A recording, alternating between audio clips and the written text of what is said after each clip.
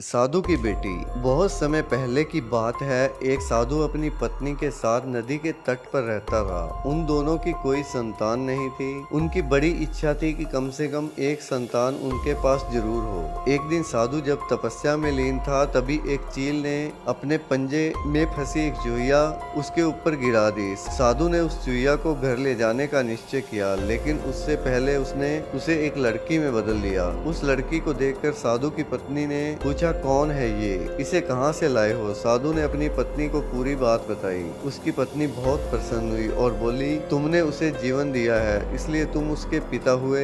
इस तरह मैं भी उसकी माँ हुई। हमारे यहाँ कोई संतान नहीं थी, इसलिए भगवान ने इसे हमारे पास भेजा है। जल्द ही वह बच्ची एक अत्यंत सुंदर युवती बन गई। जब वह 16 साल की हुई तो साधु और उसकी पत्नी ने उसका विवाह करने का निश्चय किया। साधु ने सूर्य देवता का आह्वान किया। जब सूर्य देवता उनके सामने आए तो साधु ने उनसे उनकी बेटी से विवाह करने का अनुरोध किया। हालांकि लड़की को यह विचार अच्छा नहीं लगा और उसने कह दिया, क्षमा कीजिए, लेकिन मैं सूर्य देवता से विवाह नहीं कर सकती, क्योंकि वह बहुत ही गर्म है। निराश साधु ने सूर्य देवता से कहा कि अब वे ही उनकी लड़की के लिए कोई सुयोग्य वर सुझाएं। सूर्य देवता ने कहा, बादलों के देवता ने अपनी लड़की की जोड़ी सही बैठेगी, क्योंकि वे ही धूप की गर्मी से उनकी रक्षा कर सकते हैं। साधु ने अब बादल देवता से उसकी लड़की से विवाह करने का अनुरोध किया। इस बार भी लड़की ने विवाह से इनकार कर दिया और बोली, मैं इस काले व्यक्ति से विवाह नहीं करूंगी। इसके अलावा बादलों की गर्जन से मुझे डर लगता है। साधु फिर से उदास हो गया और उसने बादल देवता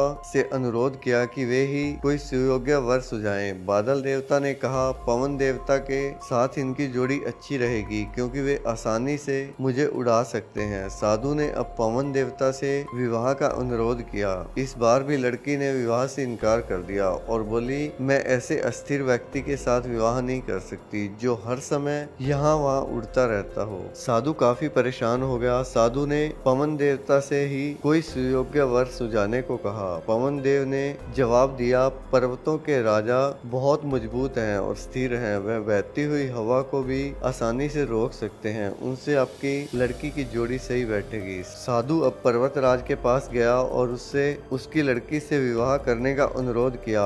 हालांकि इस बार भी लड़की ने विवाह करने से इनकार कर दिया और कहा, मैं ऐसे व्यक्ति से विवाह नहीं कर सकती जो इतना कठोर हो और ठंडा हो। लड़की ने साधु से किसी नरम वर को खोजने को कहा। साधु ने पर्वतराज से सलाह मांगी। पर्वतराज ने जवाब दिया, किसी चूहे के साथ ही अपनी लड़की की जोड़ी अच्छी रहेगी, क्योंकि वह नरम भी है और आसानी से किसी पर्वत में बिल भी बना सकता है। इस बार लड़की को वर पसंद आ गया। साधु काफी हैरान हुआ और बोला, भाग्य का खेल कितना निराला है। तुम मेरे पास एक चूहिया के रूप में आई थी और मैंने ही तुम्हें लड़की का रूप दिया था। चूहिया के रूप में जन्म लेने के कारण तुम्हें भाग्य में एक चूहे से ही विवाह करना लिखा था, और वही हुआ। भाग्य में जो लिखा होता है वही होता है। साधु ने फिर से प्रार्थना शुरू कर दी और लड़की को दोबारा से चूहिया बना दिया।